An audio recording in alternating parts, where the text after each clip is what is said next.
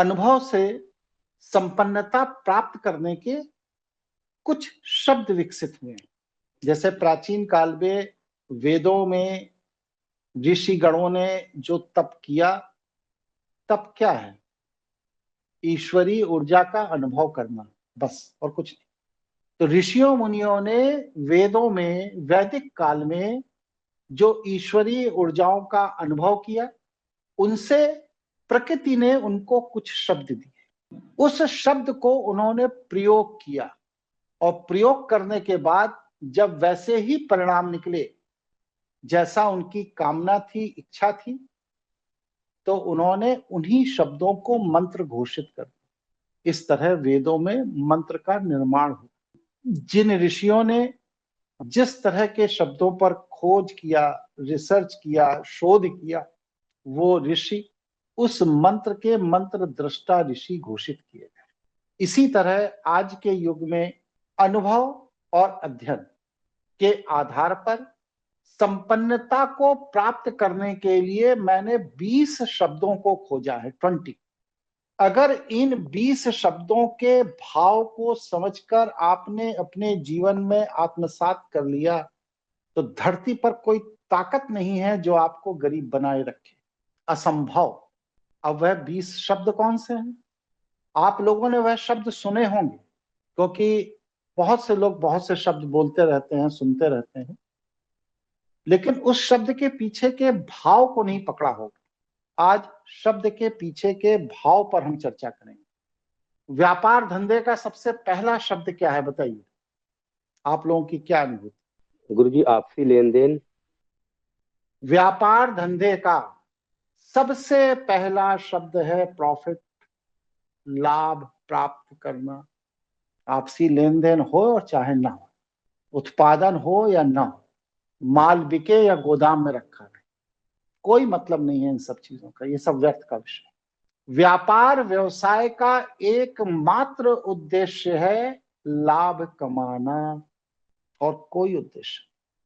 सारी जद्दोजहद, सारा परिश्रम, सारी रणनीति, सबको समुचित रूप से अगर इकट्ठा कर लिया जाए तो एक ही लक्ष्य है हर चीज का कि हम लाभान्वित कैसे हों, लाभ कैसे प्राप्त करें।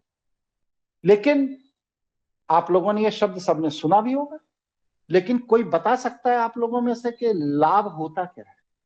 सुना सबने है, 25-30 साल से सुन रहे हैं, व्यापार धंधा भी कर रहे हैं और ये जानते हैं कि हर दीपावली को दीवार में शुभ और लाभ लिख दिया जाता है, लेकिन ये लाभ होता है, बताइए? मतलब चिंतन नहीं किया ना लाभ का आज तक? जी नहीं। अगर आप परिभाषा नहीं कर पा रहे हैं तो इसका मतलब ये है कि लाभ शब्द पर जो पिछले 25-30 साल से हर दीपावली पे दीवार पे खिंचा दे रहे हैं, उस पर चिंतन कभी नहीं किया।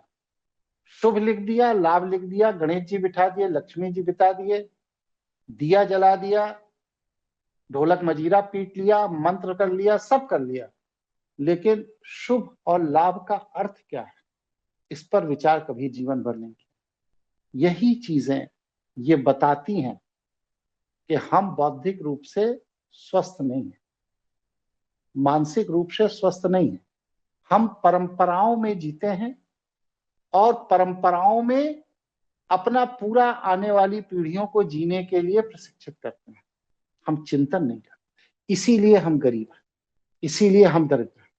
क्योंकि जब आप जिस कार्य को प्रतिवर्ष कर रहे हो, धार्मिक अनुष्ठान है वो आपका, और 25-30 साल से कर रहे हो, आपके पिता भी करते आए, उनके पिता भी करते आए, उनके पिता भी करते आए, और अब आप अपने लड़के को भी प्रशिक्षित कर रहे हो उसे करने के लिए, लेकिन उसका अर्थ आप नहीं जान रहे हो, उसकी परिभाषा नहीं जान रहे हो, उस शब्द के पीछे के भाव को नहीं जान रहे हो, तो आप क्या हो?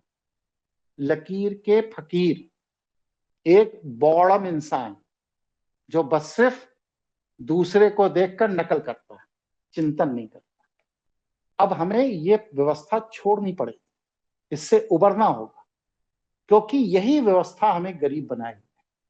हम इसी कारण से संपन्न नहीं बन पा रहे। लाभ जो होता है, एक शब्द है, अढ़ाई आखर है, ढाई शब्दों का समुच्चय, ढाई अक्षरों का समुच्चय लाभ, ये अनंत ऊर्जा को अपने अंदर समेटे हुए। लाभ का प्रयोग धन के संदर्भ में तो किया ही जाता है, इसी लाभ का प्रयोग स्वास्थ्य के लिए भी किया जाता है। कहते नहीं है, अरे भाई आप स्वास्थ्य लाभ कीजिए।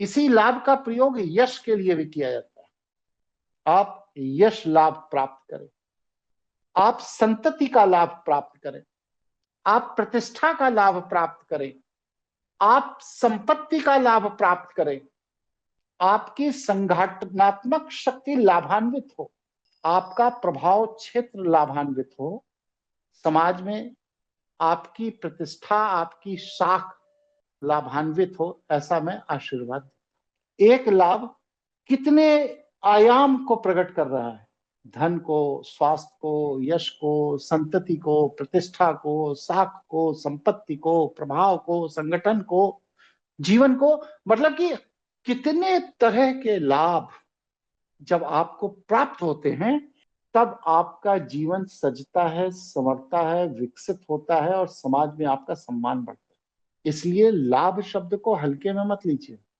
संपन्नता को प्राप्त करने के लिए सबसे पहले लाभ के पीछे के भाव को समझना पड़ेगा।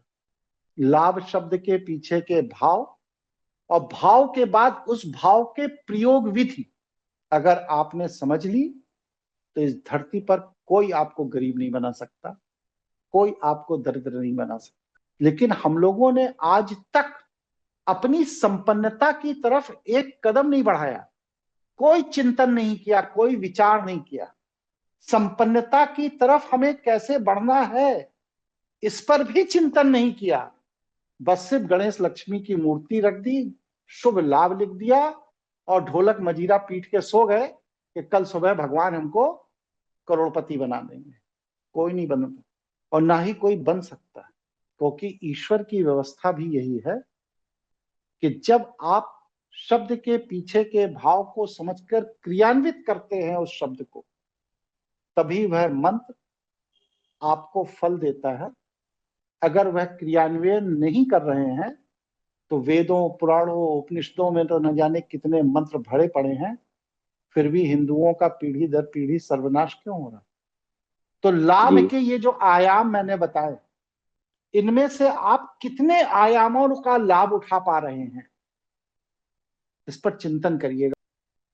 और जिन आयामों का आप लाभ नहीं उठा पा रहे हैं, वह क्यों नहीं उठा पा रहे हैं, इसका भी कारण विचार करिएगा। और इन लाभ को उठाने के लिए आपके पास क्या योजना है, इस पर भी विचार करिएगा। जब इतना विचार करेंगे तो ये जो सिर के अंदर दिमाग है, इसके न्यूरॉन्स हिलना डुलना शुरू करेंगे, जिनको आपने पिछले 30 साल से खिला पिला के अजगर की तरह लिटा रखा, सो रहे हैं दिमाग के अंदर से।